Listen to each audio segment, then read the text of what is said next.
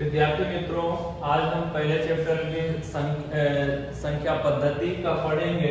अगर अपने को संख्याओं को p/q स्वरूप में व्यक्त करना हो तो कैसे व्यक्त करेंगे, जहां पे p और q हमारा क्या होता है, पूर्णांक होता है, पूर्णांक संख्या होती है।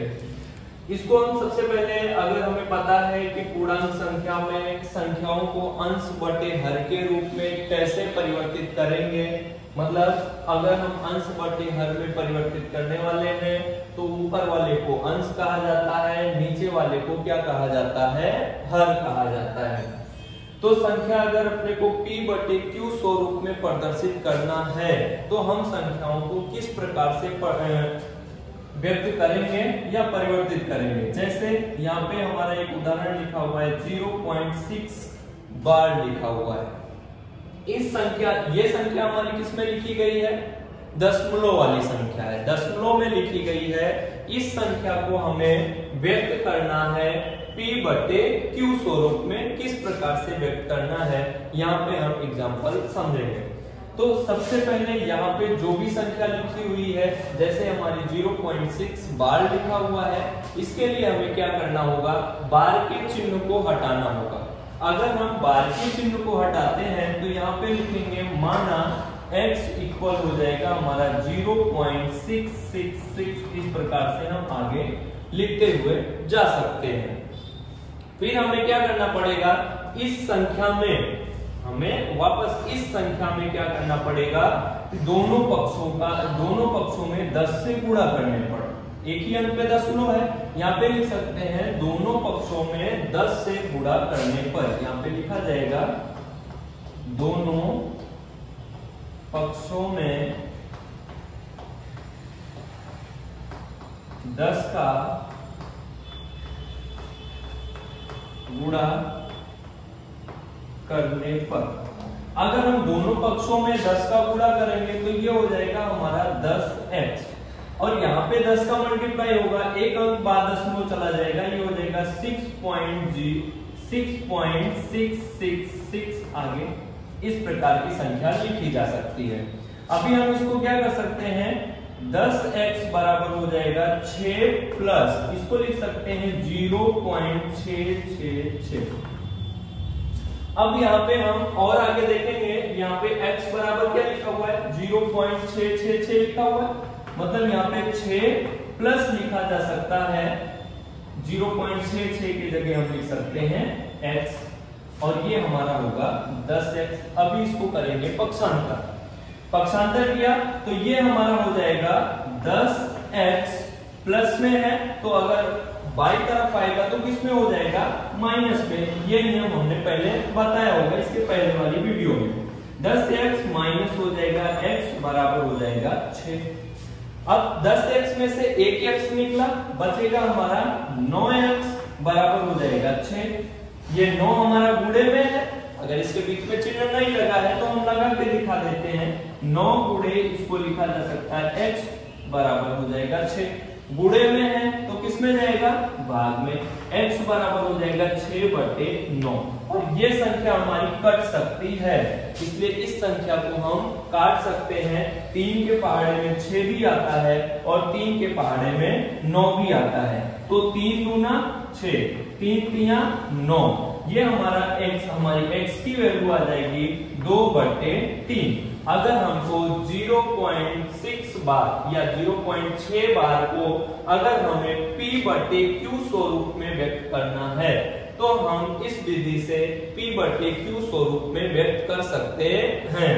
और इसके बाद इसका हमारा हल जो आता है वो x बराबर 2/3 ऐसा कहा जा सकता है। 2 भी हमारी पूर्णांक संख्या है और 3 भी हमारी पूर्णांक संख्या। पूर्णांक संख्या किसे कहते हैं, जो संख्या पूरी पूरी लिखी होती है। जैसे अगर कोई कहे 3.1, ये पूर्णांक संख्या में नहीं आएगी, लेकिन यहाँ पर 2 और 3 पूरी पूरी संख्या में लिखी गई है, इसलिए p बराबर अगर लिखा जाए तो p बराबर हमारा 2 आया हुआ है और q बराबर हमारा आया हुआ है 3।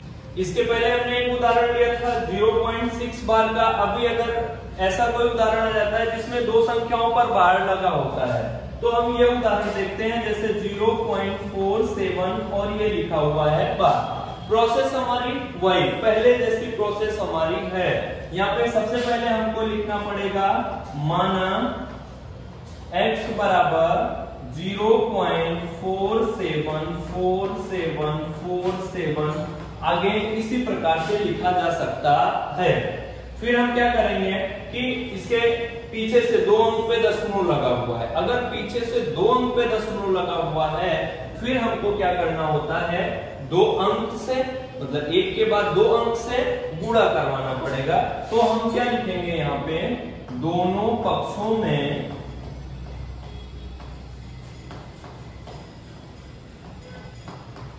100 से गुणा करने पर। अब अगर हम दोनों पक्षों में 100 से गुणा करेंगे तो यहां पे हमारा क्या आने वाला है, 100x हो जाएगा, बराबर में हो जाएगा हमारा, इसमें 100 का गुणा होगा तो 2 अंक पे दशमलव चला जाएगा, तो ये हो जाएगा 47.474747। और आगे इसको लिखा जा सकता है 100x बराबर 47 प्लस, इसको अलग अलग लिख सकते हैं, 47 अलग करेंगे तो यहाँ पे 0.4747 हमारा बचेगा।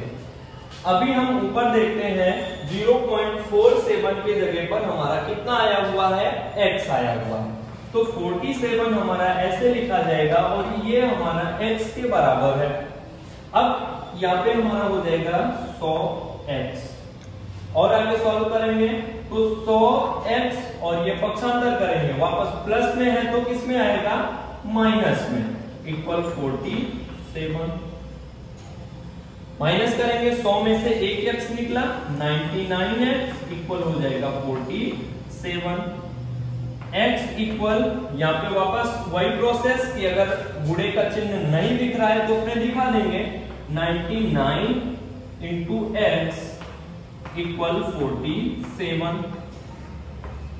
अब यहाँ पे मल्टीप्लाई मतलब गुणे का चिन्ह है तो ये किस में जाएगा, भाग में, x इक्वल हो जाएगा 47/99। इस प्रकार से अब यहाँ पे हम वापस जो लिखे थे कि अगर संख्याओं को p बटे q स्वरूप में व्यक्त करना है, जहां पे p और q हमारी पूर्णांक संख्या है, तो ये दोनों पूर्णांक संख्या मिल गई, मतलब अंश में हमारा 47 और हर में हमारा 99 आया हुआ है।